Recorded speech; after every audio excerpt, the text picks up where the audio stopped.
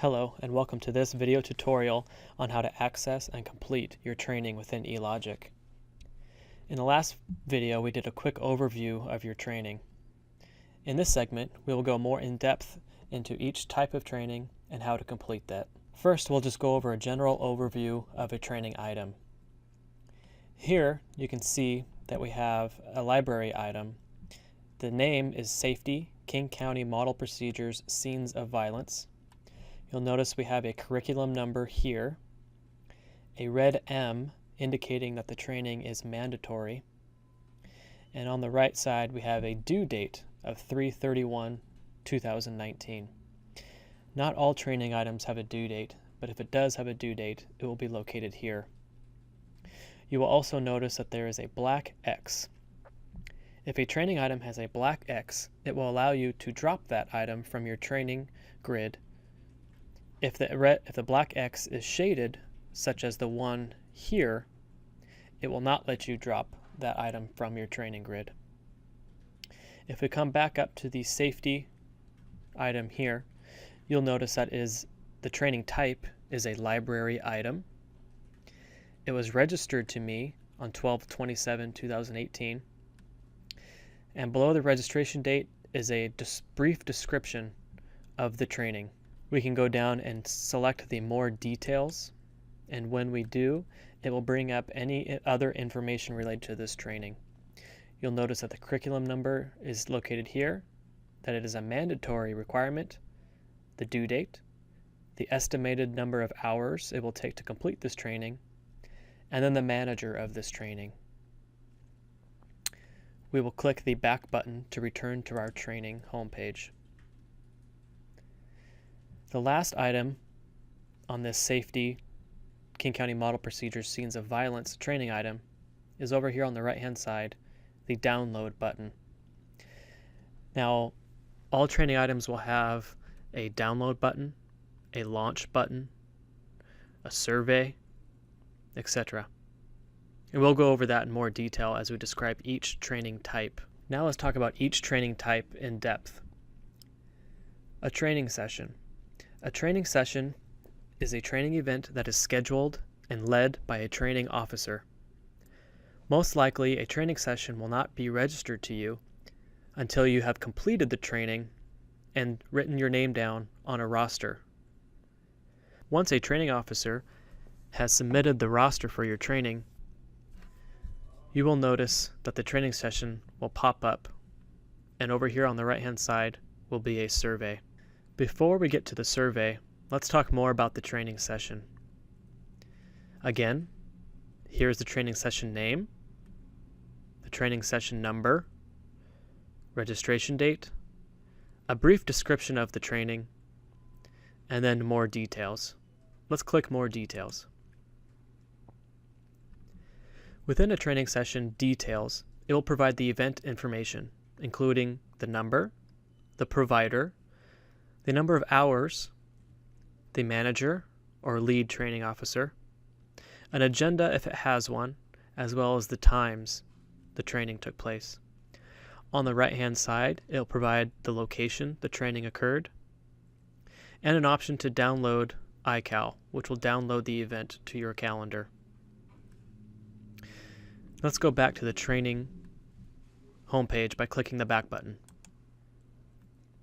So I have returned from this training session. I just got back to the firehouse from this training session, and I want to remove this training session or complete it to have it record in my training history. To do that, I would click on the survey. Not all items or training sessions have surveys, but if it does, please complete the survey. We will do this survey now. The survey will pop up in a new window. We will complete it quickly here. Date of training, today.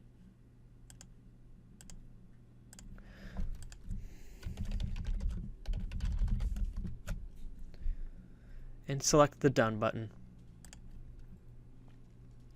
Select Close. And you will notice that training session is no longer on my training homepage.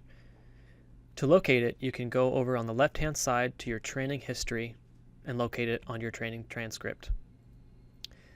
Now let's talk about the next training type, a library item.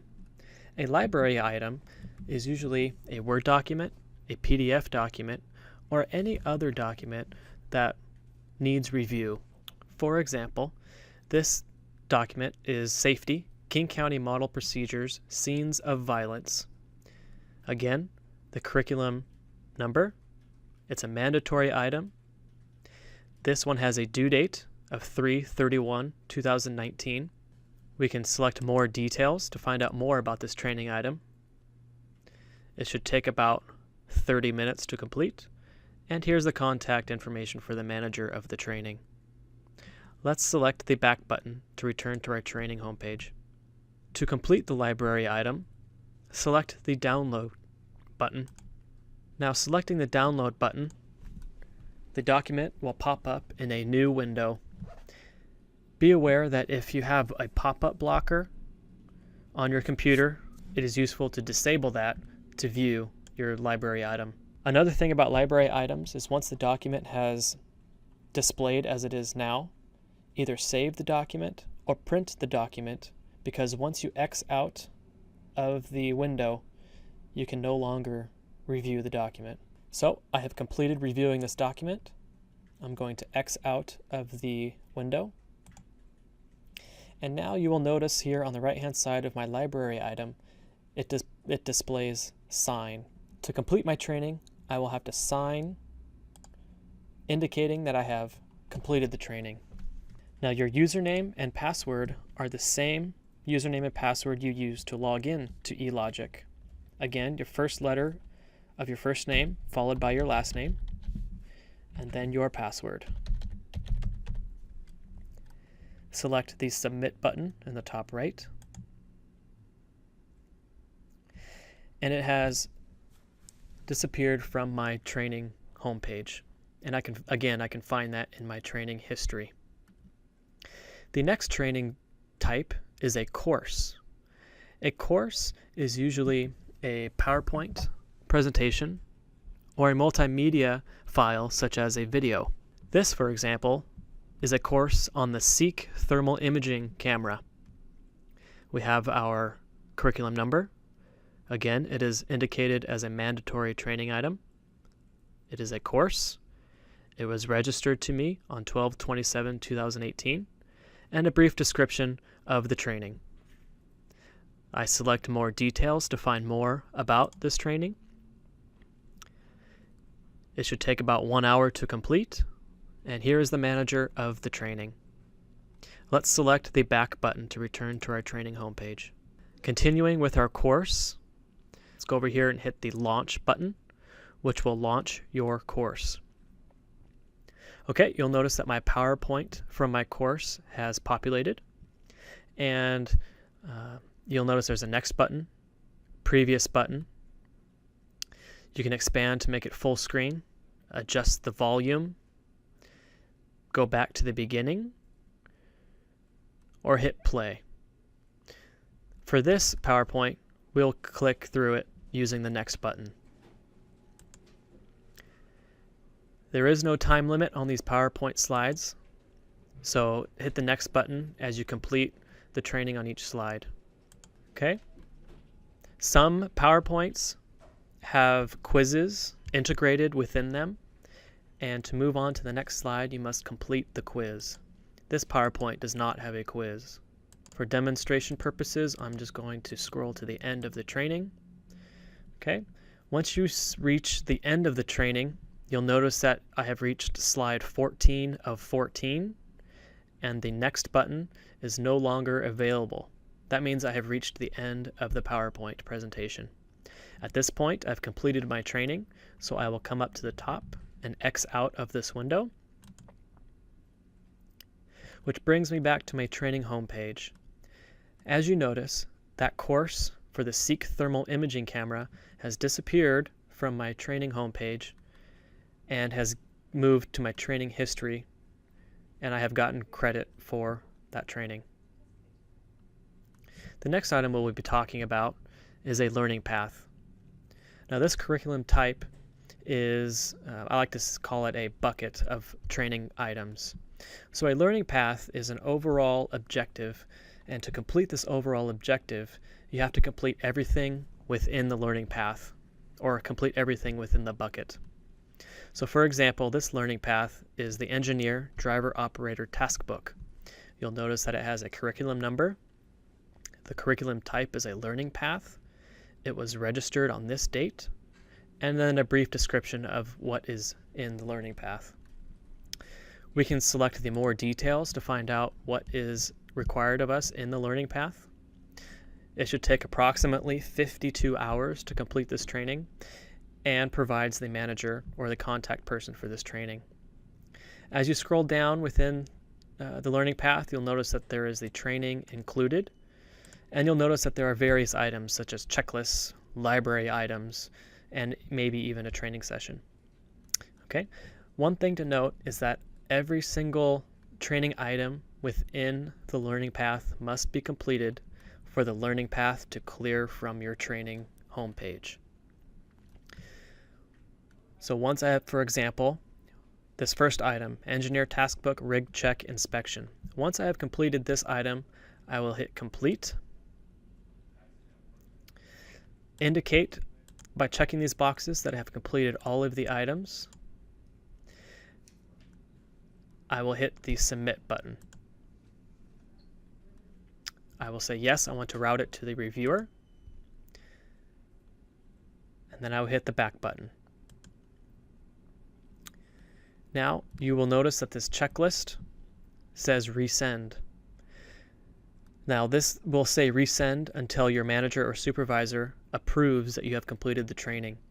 Once they have approved, then this training will disappear from your training grid, or will show a green complete if it is within a learning path. We will talk more about a checklist in a moment. So let's go back to our training homepage. And here is our learning path. One quick note about a learning path is you can select this arrow, which will provide a quick overview of all of the items that are required within the learning path. And as you note here on the top, it says Resend because we just completed this item and we are waiting for our supervisor to approve it. Let's go ahead and minimize the learning path. And the final training item is a checklist. Now a checklist is required when there is a training item that has objectives that need to be completed. For example, a checklist would be when you go to throw a ladder, when you go to pull hose. Those are examples of practical evolutions or objectives that need to be completed. So this checklist is firefighter hose handling fundamentals. Here's the curriculum number. It is a checklist. Here's the date it was registered, and then a brief description. Now this one happens to be about 6 videos on hose management. We can select the more details, and this should take about 2 hours. Again, the contact person for this training, and this one has more details on this training. It provides a reference, the objectives for our training, a link to YouTube videos, and then a practical hose drill that must be completed.